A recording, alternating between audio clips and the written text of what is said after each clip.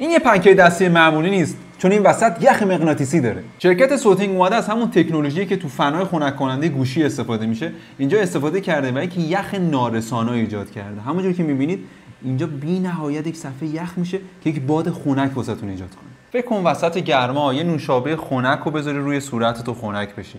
دقیقاً همون کارو میتونه واسهتون بکنه. یه نمایشگر اینجا داره که میتونید شدت باد رو توش تنظیم بکنید، کم کنید یا زیادش بکنید. از همینجا میتونید روشن خاموشش بکنید با این دکمه و یخ فلزیش هم از همینجا میتونید روشن کنید یا خاموش کنید. توی باکسش یک بند بلند هم واسهتون گذاشته که از اینجا این بند قابل تنظیمه. با توجه به طراحی که داره میتونید بندازین گردنتون و این سرش رو خم بکنید تا باد مستقیم به صورتتون بزنه، یا اینکه اصلا همینجوری بذاریدش روی میز تا ازش به عنوان یک پنکه رومیزی هم استفاده کنید. باتری 3000 میلی آمپری داره که بسته به شدت بادش 2 ساعت تا 15 ساعت میتونه بهتون کارایی بده.